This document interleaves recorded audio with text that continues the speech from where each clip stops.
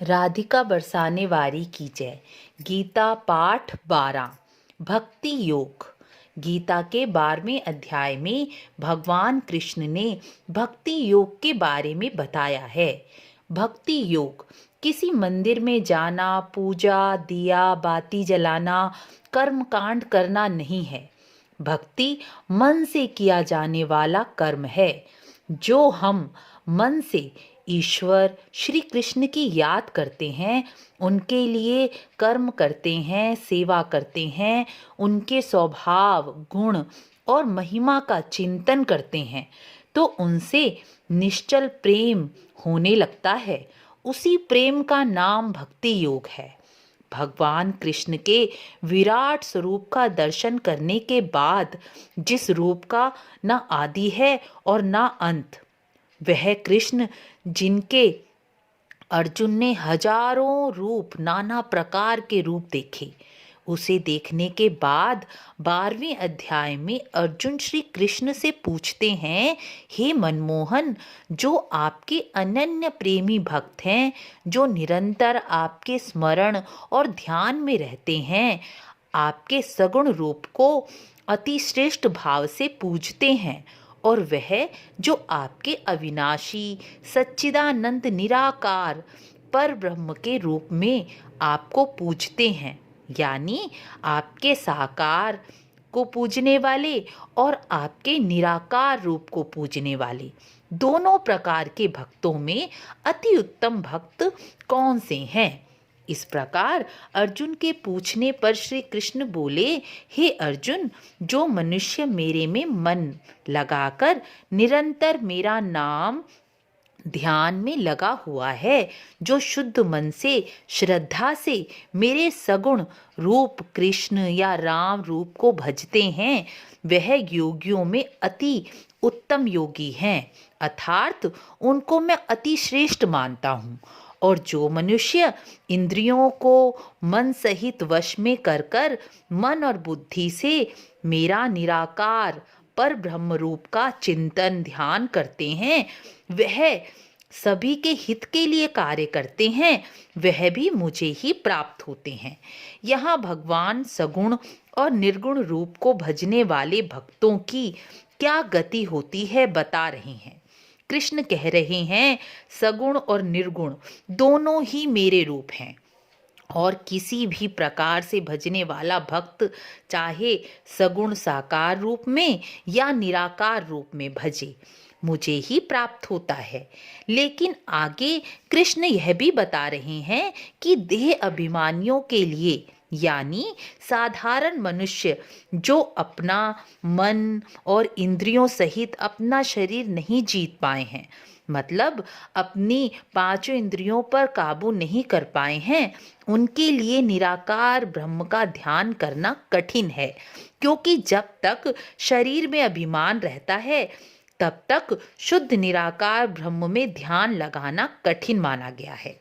इसलिए जो भक्त अपने सारे कर्मों को मुझ पर अर्पण कर मेरे सगुण रूप के नाम, रूप और गुण का कीर्तन करता है, वह इस संसार रूपी समुद्र को पार कर जाता है और अपना उद्धार कर लेता है।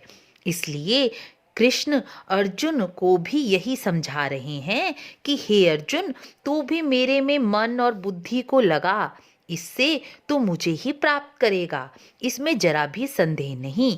यदि तू मन को मुझ में नहीं लगा पा रहा, तो इसके लिए भी तू अभ्यास योग कर, और इसी बार बार अभ्यास करने से तुझे मेरी प्राप्ति होने की इच्छा होगी, और मुझे प्राप्त करने की इच्छा भी कर। इससे तेरा मन और बुद्धि मुझ में ही स्थिर हो जाएगी। यदि तू अभ्यास करने में भी असमर्थ है, तो प्रत्येक कर्म मेरे लिए ही कर। मेरे लिए किया गया तेरा सारा कर्म करने से तुझे सिद्धि प्राप्त होगी। यहाँ श्री कृष्ण यह समझाना चाहते हैं कि यदि हम सभी कार्य भगवान के लिए करेंगे, भगवान के लिए ही किए जाएंगे हमारे सभी कार्य, तो कार्य भी अच्छे ही होंगे। क्योंकि प्रत्येक कार्य को करने से पहले हम विचार भी करेंगे, और यदि अर्जुन, तू यह भी नहीं कर पाएगा तो तू अपने मन को जीत कर योग कर, योग को कर और अपने सभी कर्मों के फल को त्याग दे, क्योंकि मुझ में श्रद्धा रखकर अभ्यास करने से जो ज्ञान प्राप्त होता है उसे परोक्ष ज्ञान कहते हैं।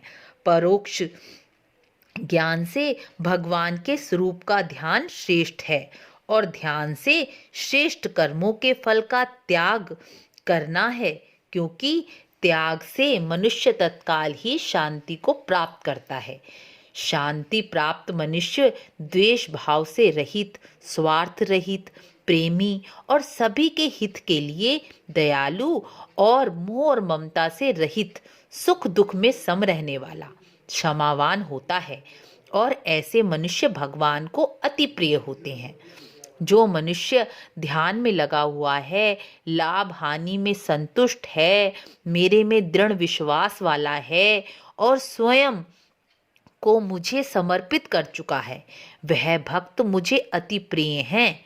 जो मनुष्य खुशी और गम में समान स्थिति वाला है, भीतर बाहर से शुद्ध है, अर्थात संसार में जिस कार्य को करने आया है वह कर चुका है, सब विषयों का त्यागी है, कर्मों में जो कर्तापन है उस अभिमान को भी वह त्याग चुका है, ना जो खुशी में उछलता है, ना दुख में रोता है, ना किसी से द्वेष रखता है, ना ईर्ष्या, सभी कर्मों के फल का त्यागी है, जिसका ना कोई शत्रु है ना मित्र, जो निंदा और स्तुति यानी मान और अपमान को समान समझने वाला है, वह स्थिर बुद्धि वाला मनुष्य मुझे अति प्रिय है। वह मुझे समर्पित होकर अपना प्रत्येक कर्म करता है और मुझ में ही अपना मन लगाए रहता है। भगवान कृष्ण ने भक्ति योग के माध्यम से स्वयं को भजने के लिए निराकार और साकार दोनों प्रकार के मार्ग बताए।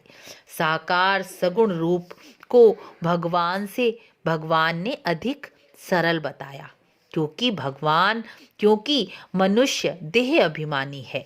देह का अभिमान इतनी सरलता से नहीं छूटता, इसलिए सगुण रूप के नाम जप गुण कीर्तन को उन्होंने अति उत्तम बताया। क्योंकि हम जितना नाम जप करेंगे, कीर्तन करेंगे, भगवान की लीला कथाओं को सुनेंगे, उनके स्वभाव को जानेंगे तो उनसे प्रेम होगा। और जब हमें श्री कृष्ण से प्रेम हो जाएगा तो उन्हें पाने के लिए प्रयत्न करना या योग का अभ्यास करना कठिन नहीं लगेगा। जैसे हम संसार में भी किसी इंसान से प्रेम कर बैठते हैं तो हम उसको पाने के लिए कठिन से कठिन कार्य को भी करने में परिश्रम नहीं मानते। यह तो बड़ा कठिन है, यह ऐसा नहीं सोचते। क्यों? क्योंकि हमें उस इंसान से प्रेम है। इसलिए ऐसे ही जब हम बार बार अभ्यास करने से यानी बार बार सत्संग सुनने से, नाम जप करने से, उनकी लीला कथाओं की महिमा सुनने से, सेवा करने से जब हमें ईश्वर उस कृष्ण से प्रेम हो जाएगा तो कोई मार्ग कठिन नहीं लगेगा। हमें करना क्या है? तो करना है अभ्यास, करना है प्रयत्न। सच्चे मन से किया हुआ प्रयत्न निष्फल नहीं होगा और आखिर में हमें भी उस मुरली वाले से प्रेम हो जाएगा और फिर उसके लिए किया गया प्रत्येक कर्म या कठिन कार्य फिर कठिन नहीं लगेगा। इसी के साथ ही भक्ति योग नामक 12वां अध्याय पूर्ण हुआ।